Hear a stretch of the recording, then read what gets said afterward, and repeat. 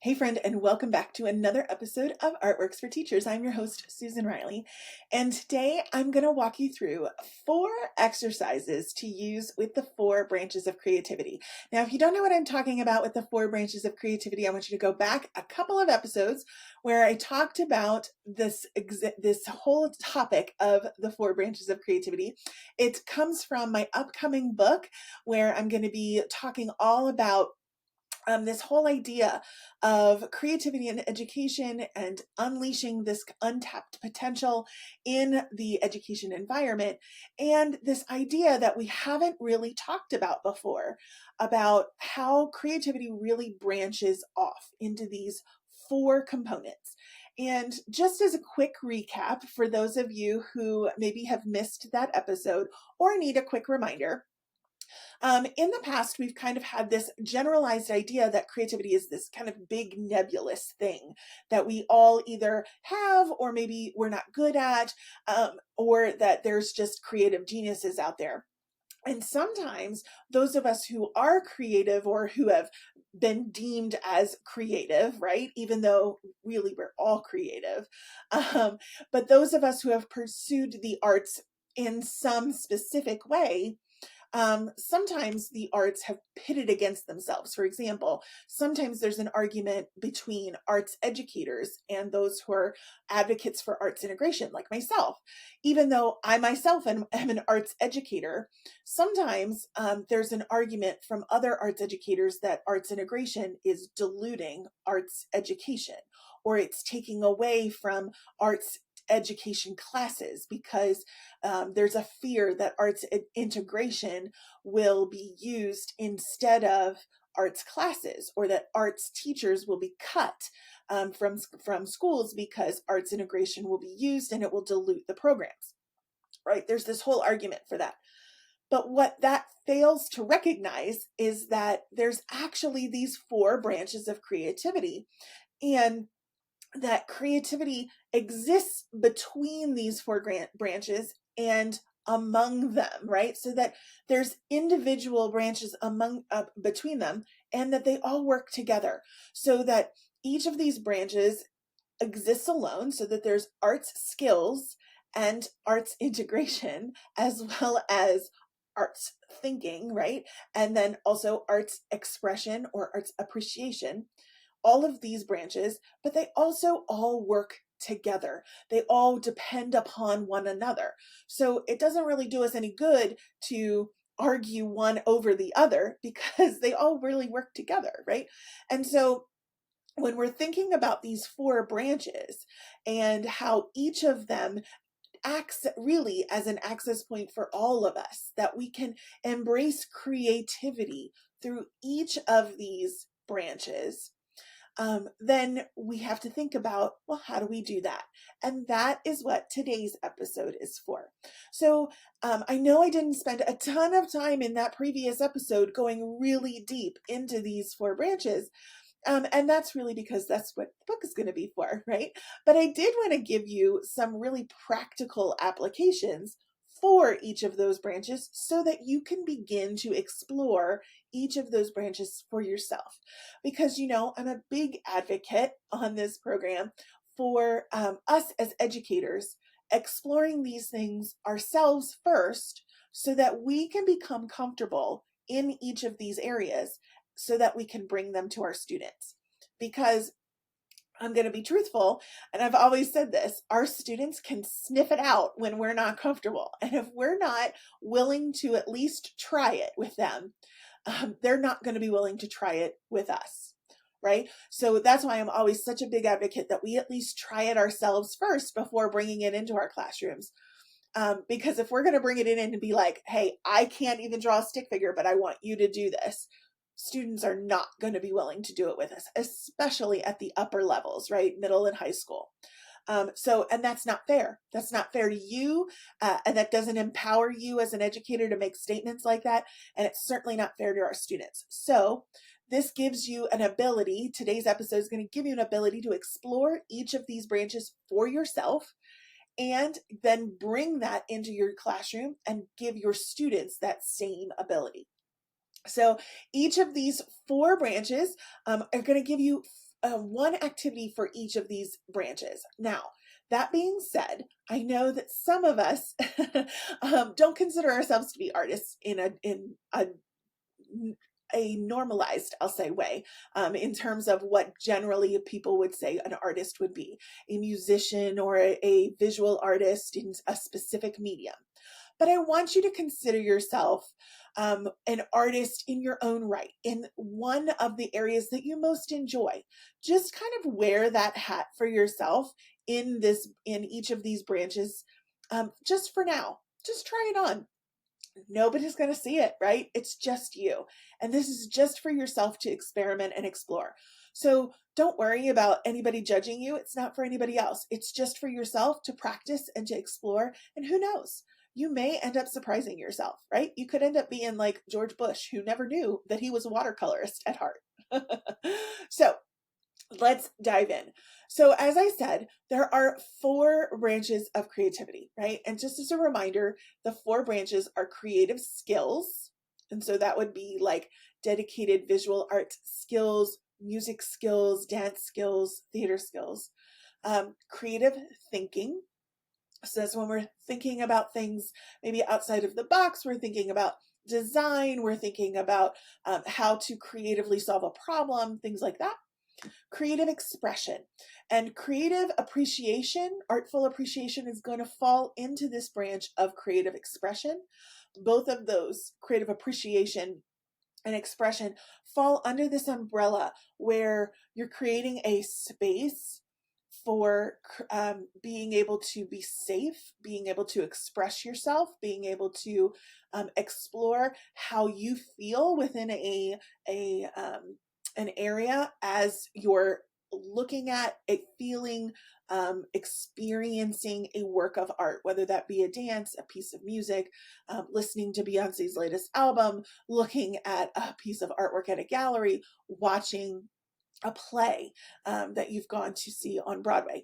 Who knows? That all of those experiences are part of the creative expression branch of the 4 branches. And then creative application.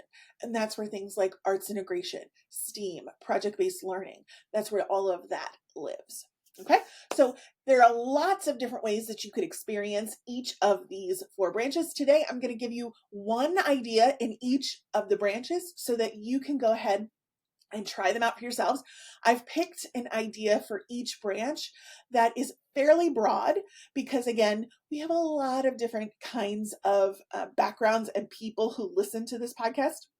People who are dedicated artists in their own right, and people who are general educators who have no artistic background whatsoever and who are just lovers of the arts and creative experiences and want to bring this into their classrooms.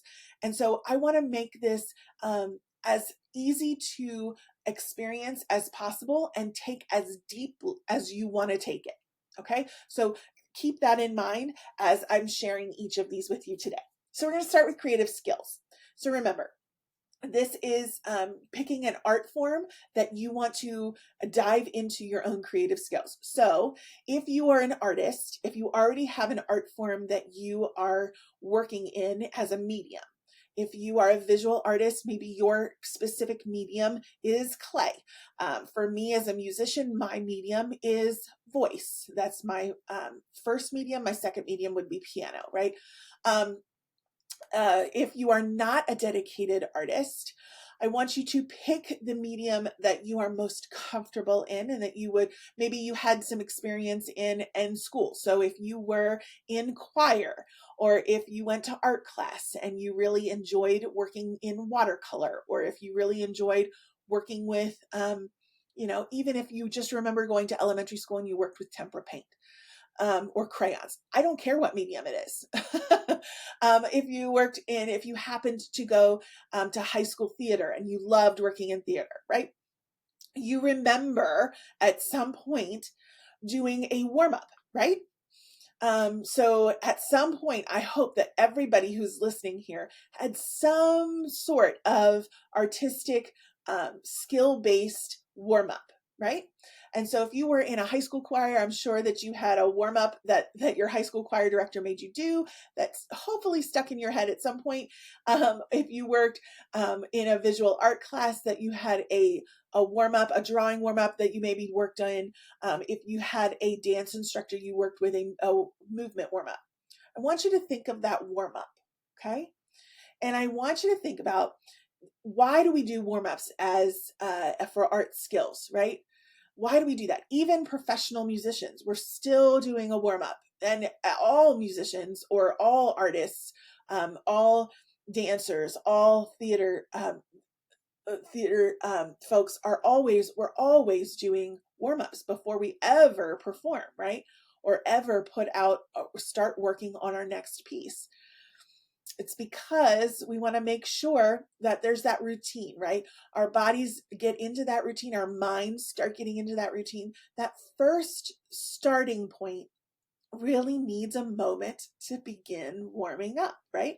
So as we're working in creative skills, I want you to start with the warm up. And I think this is one of the easiest places to begin, because almost everyone has had an experience with a warm up of some sort. I want you to think about practicing a warm up in whatever arts area you choose, but I want you to limit them in some way. This is called constrain yourself. Okay, I want you to limit your normal warm up, whatever that warm up had been. I want you to limit it in some way, and you can limit them in a lot of different ways. You could try limiting it by time. So you could limit your warm up to maybe a minute or 30 seconds. You could limit it by space. So if you're a visual artist and you're used to warming up by drawing all over a large piece of paper, maybe you limit that to a 1 inch by 1 inch square. Maybe you're limiting it by speed. So if you are a musician who's used to working on scales as your warm up, maybe you're going to limit that by only working it at a speed of 60 beats a minute. Okay, so that's fairly slow instead of very quickly. Maybe you're going to limit it by style. So you can only use long strokes instead of short and long strokes when you're drawing on your paper. Or you can only use short movements when you're working on your movement warm-up instead of both long and short movements, right? So there's lots of different ways that you could constrain your normal warm-up. But I want you to think about, okay, if I were to practice this arts skill, how could I constrain it in some way? Okay, what would be the easiest way? Sometimes the easiest way is just time. For me, as a musician, when I'm warming up, if I'm working on scales, a good warm up for me is going to be good 5-10 minute warm up. If I'm going to do a constraint, a 1 minute warm up is going to be really short for me, right? But working on how can I get a good warm up in 1 minute? That takes a lot of creativity to think about. Okay, what elements of my warm up could I bring in to make it really work well for me in a minute? How could I do that? That's going to take some creative thought. Okay, same for any kind of visual artist. How can I get the same kind of warm up that I would normally do in a large space into a 1x1 square? How can I, as a dancer, get that same kind of warm up that I would take for all of the kinds of movements that I want and get it into just using short movements instead? Right? How can I be creative in how I think about my warm-up routine, my normal warm-up routine, and by these constraints? Okay? By constraining ourselves, our mind automatically has to start to think differently. And I love this because, first of all, it helps when we're working in skill-based components, right, with the arts, but also this can apply to so many other things that are also skill-based. So, and I can't help it, my arts integration brain starts working in overdrive. Think about all the other skills that we work on. Math skills, reading skills, science skills, all of the other skills that we're working on in everything that we do, that if we were to constrain them in some way, we'd have to get creative at thinking about, okay, how would I overcome that constraint and still get to that same solution that I need to get to, right? So I love that, just that whole idea of constraint, because constraint automatically leads to creativity. So that's the first part. So for creative skills, a great exercise to work on creative skills is called constrain yourself. Just limit your warm up in that creative skill set by some way. Some examples are time, space, speed, or style. All right, let's move on to the second branch. Second branch is creative thinking. Now, there are so many different warm-ups, ways that you can express creative thinking. There are books upon books upon books dedicated to just creative thinking routines. Okay, so I can't give you all of the creative thinking routines that are out there. That could take days. But I want to give you one that I think is fast, effective, and could be used almost anywhere. It's called the 1x5 strategy. And for me, this is why I really like it, because you could use this not just in school, you could use this for almost anything. You could use it around the house. You could use this for prototyping a design. You could use it for project how-tos, idea brainstorming, creating a musical or a dance or a visual art composition, reworking a piece of writing that you're working on, exploring a math problem, considering an alternate ending to a historical event, like what would happen if, right? There are so many different ways that you could use this particular strategy. That it's not dedicated to just one particular kind of thinking routine. It's really versatile, which is why I wanted to share it. So if you're working in any kind of content area, I think this strategy works well. So here's how the 1x5 strategy works. Step one is to start by selecting a starting object, right? And you want to get students into groups of 5. You can have less than 5 in a group, but 5 is ideal. So you're going to provide those groups of 5 with a starting object, and this could be anything. It could be a blank piece of paper, it could be a pan of watercolors, it could be a piece of music, whatever you want. And then step 2 is that the first student in the group changes just one thing about the starting object. Okay, they might change a side of a given shape or fold down one side of a piece of paper. Okay, then step 3 is to rotate. So you're going to rotate to the next person who changes one more thing about the object. And then you repeat this step a total of 5 times or until everybody has had a turn. Then step 4 is to reflect. So you're going to explore, how did the object change in form, structure, or components from where it started out? So if you're working with a general idea, how did the idea change, right? So if you're not working with an actual object, but you're working with an idea and everybody changed something about the idea, how did that idea change from the start? So if you started with an object, how can the object now be used or not used anymore, right? And then step 5 is to revise and then share out. So if you're happy with the end result of after the original set of changes, you can now share the new object or the idea. And if you're not happy, you repeat it and revise the object until you are happy with the result. Now, you could do this alone. If you wanted to do this all by yourself, you absolutely could. You just do it 5 times. You adjust an idea or an object 5 times, and you see where you're at, and then make adjustments until you're happy with the adjustments, until you're happy with the new object or the new idea. The challenge is to do it 5 times. The reason that 5 works is because there's research has told us in our brain that 5 is like a magic number. It allows us to stretch just enough to push our thinking beyond just an immediate 3 sets of changes, right? 5 stretches us, but it's not so much that we think it's impossible to do. So that magic sweet spot of 5 changes is really what pushes us beyond the boundaries and allows us to try and tinker with new things. So like I said, you can adjust it to just doing it alone, but it's really great if you can try it with multiple people, because again, those perspectives are also something really fantastic. Don't worry if you're driving and you don't have something to write this down. We are going to include this in the freebie for this episode. So make sure you go to artsintegration.com/artworks and look for today's episode on the exercises for the 4 creative branches so that you can download today's freebie with all of the exercises on it.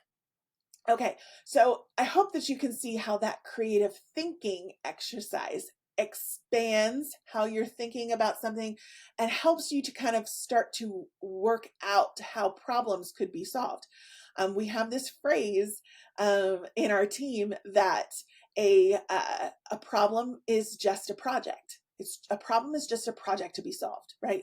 So you're changing your thought process about it, and that's what this creative thinking routine does. So that's an exercise for the creative thinking branch. Now we're going to move into the creative expression branch. Now, this is something that I want you to be really thoughtful about. Creative expression as a branch is the area where we are overcome with emotion when we're listening to something meaningful that strikes us in some way. It's where when we're looking at a painting that we feel an emotion of some sort and we don't know why, or perhaps we do know why it strikes us in some way. It's the area where we feel an emotive response to artwork. It's also the area where we feel we can express ourselves as humans in a way that we can't express ourselves other ways, right? That's where my definition of creativity is. It's the fingerprint of humanity, right? It's our unique fingerprint. It's the way that we express our humanity into the world, right? That's the creative expression branch. And so it lives in both areas, right? This is also where many times we learn how to self-regulate, how to have self-expression, how to learn how to contain and hold the expressions of others as well. That's why when we're singing in a choir, often the emotions you'll hear from choir members that as they're singing, their expression is also coming back and being reflected to them and being held by others, because there's all of the emotions from them as well as others, and it's all being melded and pulled together, right? There's this very big emotive component that is a part of creative expression. That being said, this is also where art therapy lives. And so I want you to be very cautious in this area. This is a great area for social emotional learning and that area of expression to allow for that area to live in our classrooms. But also remember, we are not trained therapists. Unless you are listening to this and you actually are a trained arts therapist or are a social worker or are a trained therapist, in which case you have permission to go use this in that realm. But the rest of us, those of us who do not have that training, I want you to move through this branch with a sense of caution, just knowing that that is not our training. And so if you do see behaviors that are not yours to regulate, that are not yours to hold, to be mindful of that. Know where your boundary is as an educator and where your boundary is as when you start to see the behaviors that are not yours to regulate anymore, and when they need to be referred to a therapist or to a counselor, so that you know where that line is and where that boundary is. I think that's really, really important to share as a caution in this area. That being said, one area that I would like to showcase for creative expression is called the feelings wheel. Now, when you go into the freebie, this will be a part of that download. This is circulated the web for a long time, but on the feelings wheel, what's helpful about this is that there are a list of feelings in the wheel that you can take a look at. And oftentimes when somebody says, how do you feel about something? The list of feelings that we tend to share is like 4: happy, sad, angry, or like, I don't know, right? Or I'm hanging in there. But there are so many more descriptors for our feelings, right? We just don't have access to those descriptors right off the bat. So by sharing the feelings wheel, and around this wheel, there are colors that are associated with each of the feelings in the wheel. So by allowing ourselves or our students to see the wheel and then identify how are you feeling in this particular moment, or if you're looking at a piece of artwork or listening to a piece of music, how does that make you feel? And then being able to select a word off of that feelings wheel, that's a very easy and helpful way to begin to articulate and understand how our feelings are connected to a piece of art. Now, an extension to that is by using the color that is associated with that feeling in a new or a different way that represents that feeling. So for example, if the feeling of sad is associated with the color blue, how could I use the color blue in some way that demonstrates the feeling of sad, right? And there are so many possibilities here. And that is a really wonderful activity. It allows for a lot of creativity, a lot of expansion. You could limit that. You could constrain that in some way. You could provide materials for that are, maybe are just using watercolor, or just using crayons, or just using, whatever you have handy in some way, maybe collage. There's lots of different opportunities there. But again, this is a great social emotional learning opportunity for your students. It's something short, sweet, to the point. This comes from a toolkit called the Expressive Art Toolkit out of the University of Memphis. Again, this is going to be linked in the show notes.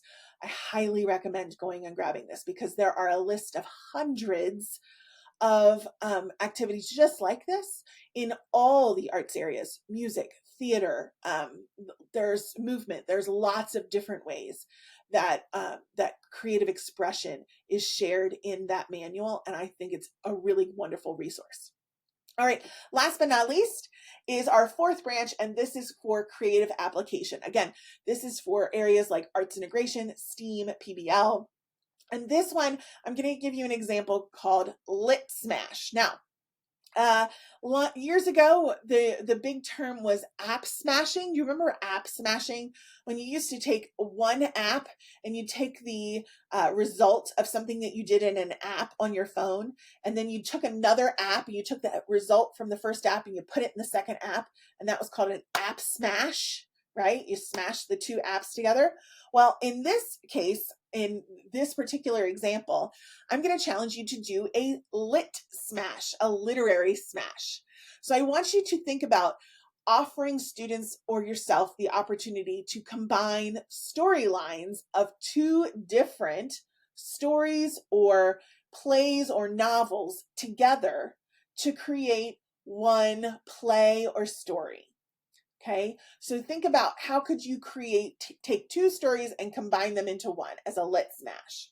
So for students, in the case of students, they would, in this case, write, direct, and perform a new play out of their lit smash. So let me give you an example. An example of this would be to take the play, the Shakespeare play, A Midsummer Night's Dream, and the novel, Midnight Library from Matthew Haig, and have students read both and then combine those two stories into one play, write a new play that would combine those two storylines, which would be really, really interesting if you think about it. If you haven't read A Midnight Library, the Midnight Library is essentially, the storyline is that it's a what if storyline. Like if you look back at your life and you have the opportunity to have made different choices along the way, you get to go to a library in the middle of the night and make different choices. If I made a different choice here, what would have happened? And then you get to stay there for a little while and then come back. And then, oh, well, if I made a different choice here, what would have happened? And make a different, and get to see what would have made, like, what would have life would have been like at that juncture, right? Think about A Midsummer Night's Dream, right? The mix-up that would have happened when Puck plays the trick on them, right? And then how everything went back to normal at the end. Well, what if things didn't go back to normal? Or what if he had made different choices? Or what if, and so take those two storylines, put them together, have students discuss them, put them together, write a new play, have that play be written by students, directed by students, and performed by students, and shared out with the community. Now, that would be a year-long project, obviously, right? That wouldn't be something you put together in one day. But that Lit Smash, that's like an arts integration year-long project that would be, instead of putting on a theater production of A Midnight Summer Night's Dream, you would have, instead of that theater production for the year, you would have this arts integrated project that would be your theater production, but it would be fully student run. And it would be like this amazing thing that would have never been done before. That is creative application.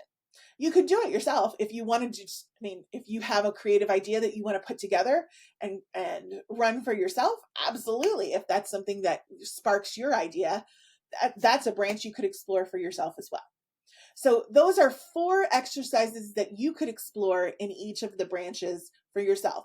Now, certainly, you probably don't want to do all 4, but my challenge to you as we're headed into the summer months is to maybe just pick one this summer. Is it creative skills? Do you want to try one of that constrain yourself exercise in the creative skills area?